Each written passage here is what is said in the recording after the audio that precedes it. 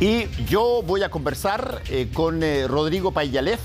Rodrigo Payalef es un abogado, pero además va a ser, a partir de muy poquito, el primer miembro del Consejo Foro Permanente de Asuntos Indígenas de Naciones Unidas. Nunca Chile ha tenido un miembro en este foro, nunca ha tenido, y menos ha tenido, por cierto, a alguien que represente simultáneamente al mundo chileno y al mundo chileno, digo, a los ciudadanos que no somos indígenas y además a quienes son indígenas. Rodrigo Payalef, muchas gracias por estar con nosotros acá en Última Mirada. Gracias, Fernando, gracias por la invitación. A ver, cuéntanos un poco, antes que nada, de ti. Tú eres de origen mapuche y esta oportunidad de estar en este foro de asuntos indígenas de Naciones Unidas, ¿Chile no tuvo nunca antes una representación en ese foro? No, la verdad es que hay 3 organismos de Naciones Unidas donde especialmente son indígenas los que lo componen y en ninguno de ellos nunca había un indígena.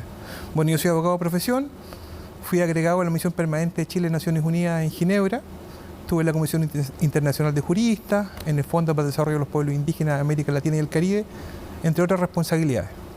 Ya, pero para los efectos prácticos, todo lo que representaba a Chile en algún momento dado en estas organizaciones internacionales que tenían que ver con temas que eventualmente trataban temas indígenas, no había nunca ni siquiera un chileno, ni siquiera indígena. No. ¿Cómo se dio entonces esta posibilidad? Porque entiendo que fue elegido. Exacto. Se vota en el marco del Consejo Económico Social. Este es un organismo subsidiario de Naciones Unidas. Lo componen 54 países y se hizo una votación el 13 de abril después de una campaña donde el país, nuestra Cancillería, digamos, hizo una campaña impecable, ¿no es cierto?, y consiguió los votos necesarios para que yo fuera electo para esta función. Ahora, tú dices, nuestra Cancillería hizo una campaña excelente, pero yo me imagino que esta situación no nace de una semana para otra, digamos. Por supuesto, yo la verdad es que lo había intentado en el periodo anterior, porque acá pueden ser miembros del foro o por los gobiernos, que es quien te presenta, como este es el caso, o por las organizaciones indígenas, y eso va rotando y se va cambiando por periodo. Y la oportunidad anterior se abrió el espacio para las organizaciones indígenas, ¿ya? A mí me presentó una organización indígena, pero en ese caso, no había una elección, se hace una designación. La verdad es que un poco transparente va a ser resumido el tema. Acá no, porque acá se vota y es una votación en una sesión pública, sí, está la sesión grabada y todo, sí. A ver, Rodrigo, ¿de qué trata este foro permanente de asuntos El foro, indígenas? como todo el organismo de Naciones Unidas, tiene un mandato, ¿ya? Hay en el fondo áreas del mandato como derechos humanos, desarrollo económico y social, cultura, educación, salud, medio ambiente. Esas son las áreas del mandato del foro. Y lo que hace el foro es entregar asesoría a este Consejo Económico y Social, que a su vez se transmita o se comparte con la Asamblea General.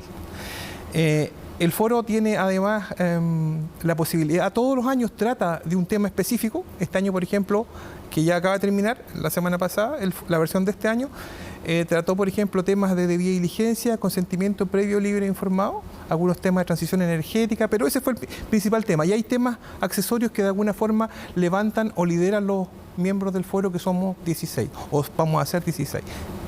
Ahora, lo que ahí se conversa, lo que ahí se resuelve incluso, lo que ahí se quiere sugerir, ¿a dónde se canaliza?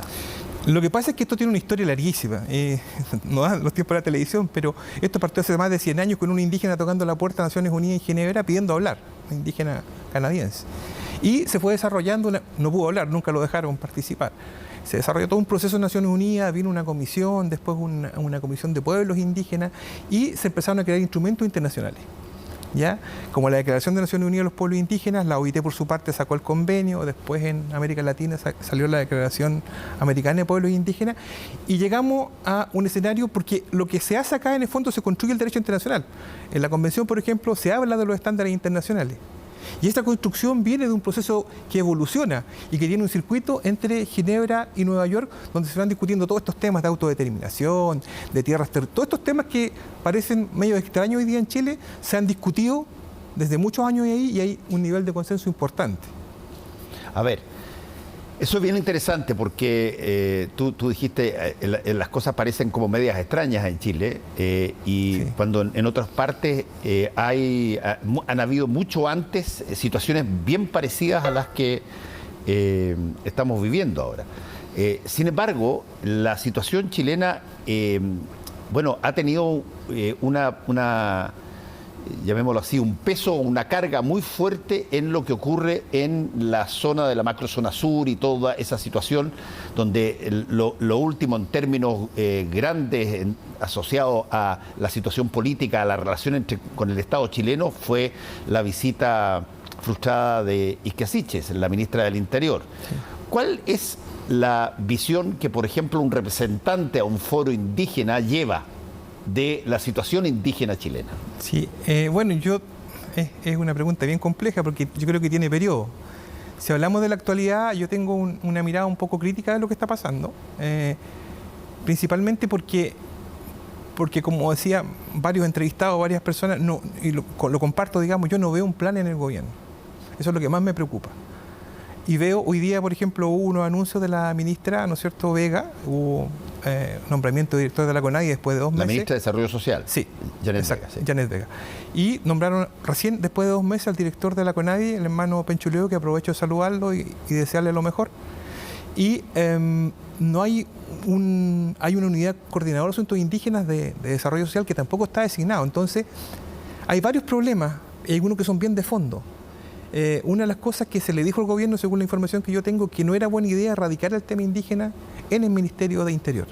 No es un problema de autoridad, es un problema de diseño institucional. Quizás tampoco, naturalmente o por ley, el tema indígena depende de desarrollo social, pero quizás habría que haberlo metido a un ministerio más político de la moneda y no al ministerio que justamente tiene la labor de reprimir. Porque no sabemos qué va a pasar mañana. Lo más probable es que pasen cosas que no queremos que pasen y el movimiento indígena y los pueblos indígenas en general desconfían mucho del Estado, con independencia del signo político del gobierno que lo esté encabezando.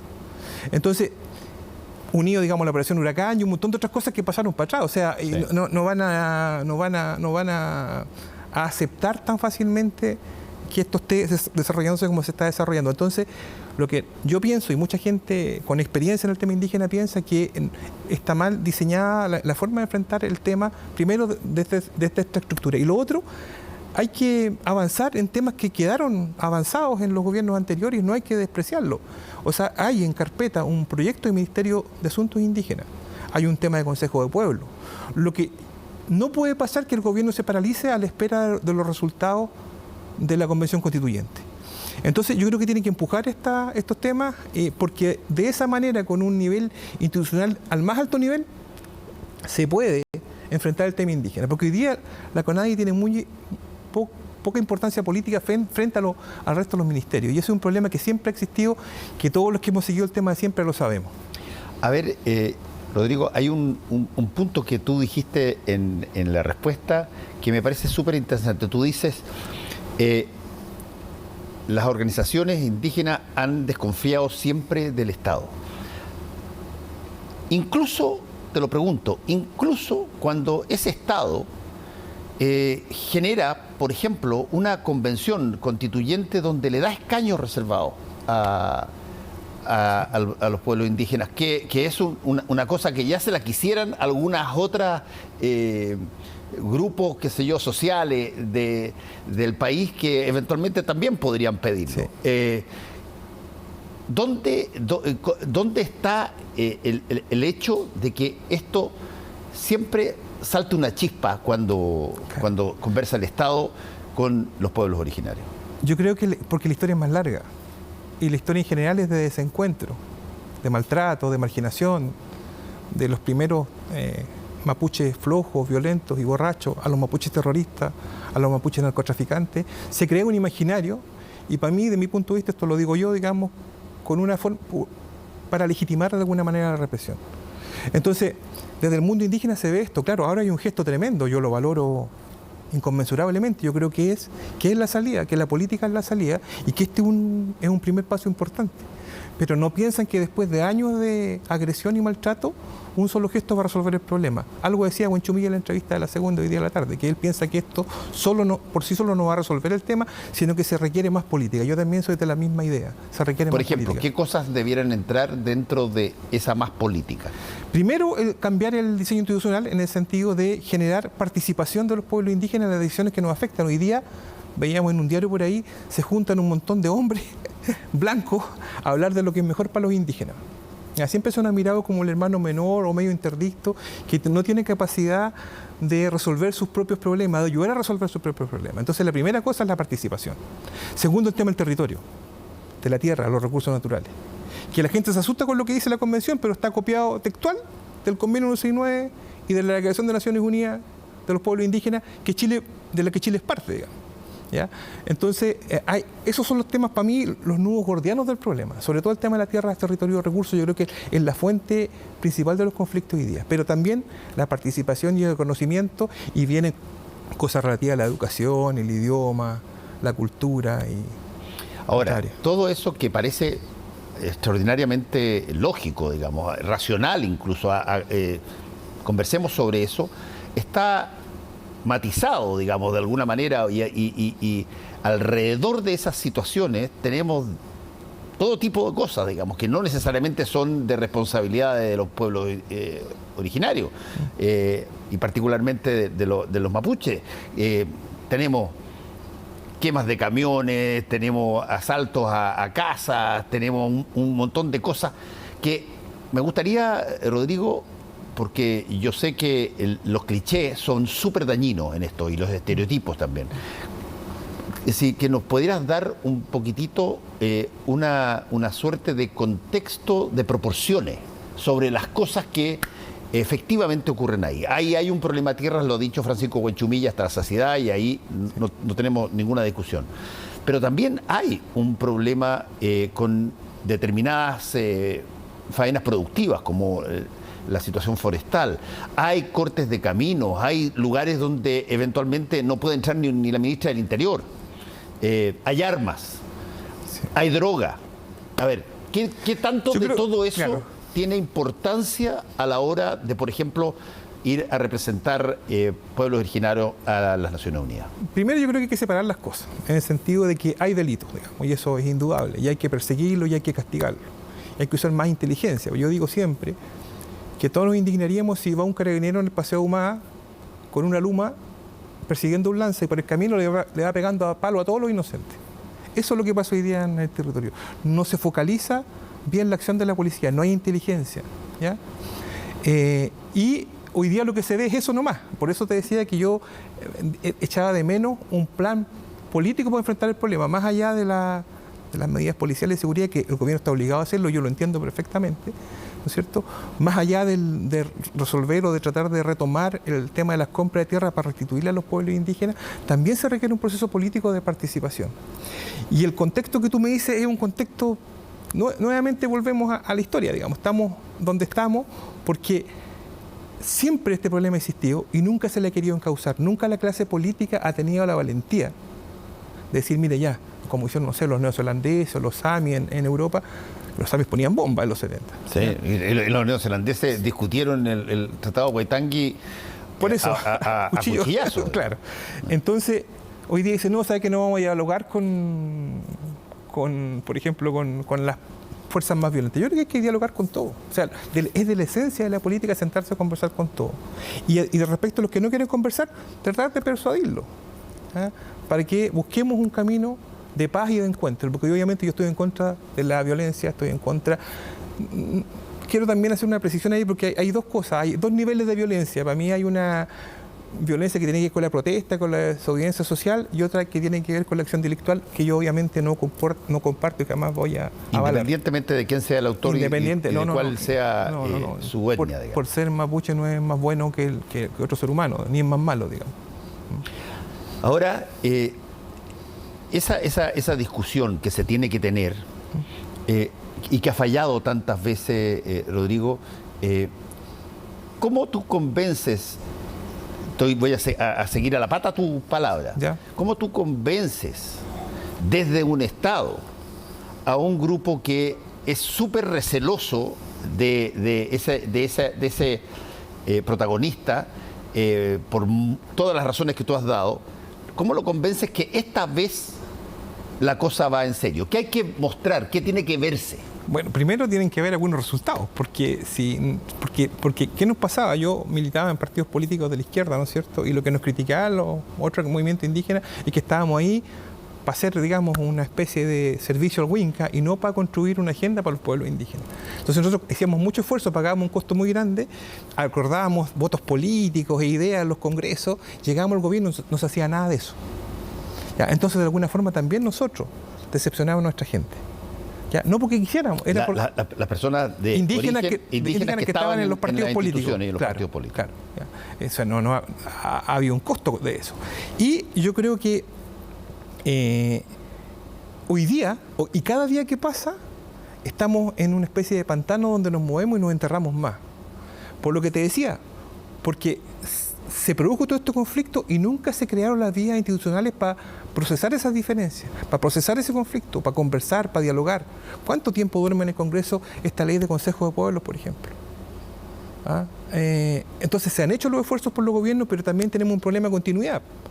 Llega un gobierno nuevo, llegan autoridades nuevas y lo que aprendieron los otros y lo que avanzaron, ahí quedó, se hace todo de nuevo, vamos a consultar, vamos a hacer grupos. Y eso es una cuestión que ya está agotado, digamos, están los diagnósticos todos hechos, hay que ponerse a trabajar. Y desde el punto de vista de lo que está ocurriendo en la Convención Constituyente, Rodrigo, hay probablemente una serie de temas que van a entrar por primera vez en una Constitución chilena. El tema climático probablemente va a ser, o medioambiental para una serie de cosas. El tema del feminismo probablemente va a tener un espacio muy destacado en términos de montones de cosas. El tema de los pueblos originarios y los pueblos indígenas, yo tengo la impresión de que ya ha tenido una presencia no solamente física, sino que además hay una serie de cosas que se han tratado, algunas han causado escozor, como el concepto de justicia aplicada básicamente... Pluralismo jurídico. Claro, pluralismo jurídico, sí. Porque se da la sensación, lo que efectivamente no es así, pero al principio hubo personas que dijeron, bueno, cómo se va a tratar la delincuencia o los crímenes que ocurran allí por parte de personas que eventualmente los conocen desde chicos, en fin, montones de cosas que se dijeron. Pero no es así. Claro, bueno, lo que te pregunto es, habiendo una presencia mucho más potente en esta Constitución de la que ha habido nunca antes, en términos de pueblos originarios de las distintas etnias, ¿qué falta ahí? ¿Qué falta? Yo creo que hay un problema feroz de comunicación. O sea, yo sigo la convención, yo leo las normas que se han incorporado al borrador en materia indígena y te vuelvo a insistir, lo que está ahí está tomado en la legislación comparada y de los tratados internacionales, de los estándares internacionales. Entonces no hay ningún conejo en un sombrero, ni nada que vaya a echar por el despeñadero al país. Pero si hay una campaña feroz para mostrar como que todo esto es malo, que es terrible, que se va a favorecer a los indígenas, no sé, con un montón de cosas que no es así, digamos. Entonces yo creo que el principal problema que tiene la convención hoy día es de comunicaciones, de enfrentar bien a la sociedad y explicarle lo que está haciendo. Esperemos que estos meses que parten después de que se termine de votar el borrador, digamos, sirva para que los convencionales vayan a los territorios y empiecen a conversar con la gente y después de una buena campaña, ¿no es cierto?, ganen la prueba, que es lo que yo quiero y espero que pase. Ok, ¿qué cosas te gustaría que cambiaran y que se vieran? Porque ahí voy a volver un poco a algo que tú de alguna manera sugeriste y que yo lo voy a poner en título. Somos extraordinariamente buenos para hacer discursos y para plantear reuniones que pasan años sin ninguna cristalización, digamos. Sí. Ya, pero aquí estamos en una cosa que va a tener características de carta fundamental y que necesita probablemente en este ámbito las confianzas verse impresas en cosas que efectivamente digan algo. Te voy a poner un ejemplo para darte la palabra.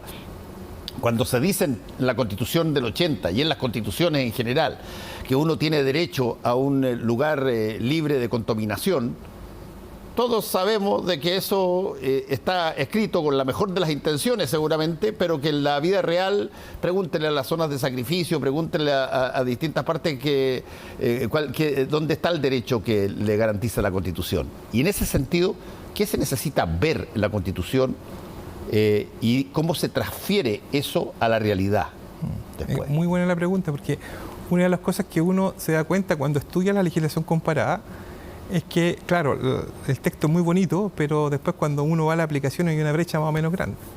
Chile es un país más responsable institucionalmente, yo creo que eso va a ser menos, pero sí requiere un trabajo, estas cosas son cambios culturales largos, o sea, requiere un trabajo primero de la legislación, que aterrice las normas, ¿no es cierto?, al caso concreto. Segundo, también se requiere plata, como tú dices, pero los derechos sociales hay que financiarlos, y en este caso, las tierras también. Y como yo te decía que una de los principales factores para poder avanzar y salir del problema es comprar tierra o expropiar tierra o como se vaya a hacer, ¿no es cierto? Requiere recursos, pero hay que tener un plan, porque yo no creo que sea justo endosarle a una sola generación de chilenos la resolución de un problema que va a costar seguramente miles de millones de dólares poder resolver. Entonces, hay que hacer un plan a largo plazo, hay que hacer un catastro, hay que buscar, ¿no es cierto? Si la información está, es cosa de hacer los estudios. Está, por ejemplo, los títulos de merced, los títulos de comisario, los títulos de regalengo, también se habla de tierras antiguas, ¿no es cierto? ¿Por qué? Porque la información está quizá un poco desordenada, dispersa, hay que encontrarla y hay que hacer un catastro y hay que empezar a ver cómo salimos del problema, pero ni eso se hace. O sea, ese es el primer paso, o sea, hacer como un diagnóstico de cuánto falta por comprar. Porque dentro de ese diagnóstico, Rodrigo, donde van a tocar cosas que hoy día son faena de madera, en otras cosas son terrenos que eventualmente, territorios que eventualmente están siendo habitados por otras personas, ¿cómo se produce la comunicación para que eso no parezca otro despojo, digamos? Claro. De distintas formas. Sí. Yo creo primero tratar de entender lo que pasó. Hay un libro muy bueno, Martín Correa, que se llama El Despojo, que explica con un detalle y una precisión de cómo los terratenientes se fueron haciendo los terrenos de manera ilegal. Y claro, uno lo escuchó siempre, pero ver en qué notaría se hizo, con qué fecha, las personas que firmaron, para uno que es abogado y que conoce estos temas, dan ganas de, ¿no es cierto?, de salir y dejar la escoba, porque uno ve que hay... Entonces, lo primero, hay que educar a la población para que no sientan que este es un privilegio, que es un beneficio, sino que es un acto de reparación. Segundo, y yo creo que no hay problema con eso, hay que buscar, porque la legislación también se pone en el caso de que tú no le puedas restituir la tierra a las personas que hoy día la detentan formalmente, ¿ya? Y también hay mecanismos de compensación, digamos. Por lo menos los tratados internacionales lo contemplan, mecanismos de indemnización, ¿no es cierto?, de buscar una alternativa, comprar tierras en otros lados, que algo se ha hecho de eso, también de reparar por la vía de becas o de otra forma. O sea, hay que buscar un camino y hay que conversar, porque de repente nos ponemos en una posición de que no vamos a llegar nunca a un acuerdo, pero si ni siquiera lo hemos conversado, seriamente, digamos. Diciendo, mira, sí, hay que meterse la mano al bolsillo, sí, hay que conversar con gente que está ahí. Yo creo que este mecanismo, y aquí... que se sugiere en la Constitución de expropiar es un mecanismo que va a disuadir de inmediato a los especuladores, porque hoy día, como hay que comprar, se produce un fenómeno de especulación y los recursos públicos de todos los chilenos valen menos porque hay que pagar la hectárea al valor de conflicto. Entonces, todas esas cosas, con estos mecanismos institucionales y ordenados y modernos, se pueden resolver. Última pregunta, porque se me está acabando el tiempo, pero yo he hecho un hincapié porque la noticia está más puesta ahí hoy en todo lo que sucede en las zonas de la macrozona sur y en torno a los mapuches. Pero tenemos una serie de pueblos originarios, incluyendo Isla de Pascua, digamos, que, claro que sí, eventualmente estas cosas... Rapa Nui. Rapa Nui. Estas cosas, sí, estas cosas no son cosas que eventualmente alguien vaya a mirar, qué bueno que los hermanos mapuches consiguieron tal o cual cosa. Sí. Nosotros seguimos, no sé, recibiendo arco y atendiendo turistas. A ver, esto es válido para todos los pueblos. Sí. Y a ver, ¿cómo esto se traslada a todo el país en la misma lógica? Es buena la pregunta porque, claro, las particularidades y las demandas de los pueblos del norte son distintos al pueblo mapuche, de Rapa Nui lo mismo, digamos, o de los hermanos cahuéscar lo mismo, son diferentes. Y la verdad, no me quiero meter mucho en esos temas porque los desconozco. Lo que sí te puedo decir, habiendo trabajado casi 8 años en el sistema internacional, conociendo pueblos indígenas de todo el mundo, que las demandas de los pueblos indígenas en general son las mismas en todo el mundo. Territorio, participación, respeto y cuidado del medio ambiente. Para allá va la pelea. Los guardianes de la tierra, los indígenas hoy día están a cargo y administran las zonas protegidas del mundo. 60 y tanto % de zonas protegidas del mundo están a cargo de pueblos indígenas. Entonces, lo que yo he aprendido, al menos, que en lo grueso, la demanda de los pueblos indígenas del mundo es la misma. Ahora sí, última pregunta, Rodrigo. En este foro permanente de asuntos indígenas de Naciones Unidas, ¿quiénes son tus otras partes, tus contrapartes, tus pares? Mis pares, sí, mis pares son líderes indígenas como yo, digamos, de todas partes del mundo. El mundo está dividido en 7 regiones socioculturales. Entonces, en mi caso, yo estoy por toda América Latina y el Caribe. Hay por el norte, por ejemplo, ahora hay un embajador que fue embajador del gobierno de Obama, que hace parte del foro por Estados Unidos. Hay de los nórdicos, está en Australia, está en Asia, está en África. En África no es muy conocido, pero en África también hay pueblos indígenas. En Asia también. Lo que pasa es que son muy maltratados por su gobierno a un nivel tal de que simplemente no se les reconoce, ¿ya? Entonces, cada uno de esas regiones socioculturales del mundo tienen un representante o un indígena que ha sido propuesto por algún gobierno y que se ha votado en el ECOSOC, como yo, o un representante de los pueblos indígenas a los cuales ellos pertenecen. Y este foro y lo que se puede hacer ahí, ¿es algo que llega a acciones o es algo que llega a un súper lindo libro o mamotreto que lee poca gente? Mira, yo creo que ha ido perdiendo un poco de relevancia el foro. Cada vez participan menos estados en las reuniones, porque la idea es que en estas reuniones participen los pueblos indígenas y los estados, para que lleven a sus capitales, ¿no es cierto?, a sus países, la información que ellos obtienen y para que les ayuden a procesar los problemas que cada país tiene en el área. Hay países muy activos, generalmente los conocidos, ¿no es cierto?, Canadá, Estados Unidos, los nórdicos, Australia, Nueva Zelanda y varios países de América Latina. Pero yo siento que muchas de las conclusiones de estos informes que se hacen, de estos estudios que se hacen, son parte de los fallos de la Comisión Interamericana de Derechos Humanos, de los fundamentos que usan los tribunales internacionales para sostener alguna posición en defensa de los derechos de los pueblos indígenas. ¿Cuándo parte? En enero parte el mandato, pero son reuniones alternadas. La principal reunión es en abril, generalmente abril-mayo, dura 2 semanas. ¿Y antes de eso vas a pegarte un tour por acá? Sí, por supuesto, ¿no? Yo estoy yendo y viniendo y hay además probablemente una reunión interseccional y aquí quizás me voy a hacer del libreto, pero yo espero que sea alojada en Chile. Hay una petición formal del foro para que esa reunión se haga en Chile, una interseccional. Rodrigo Payalef, muchas gracias por haber estado con nosotros. Un honor, un gusto.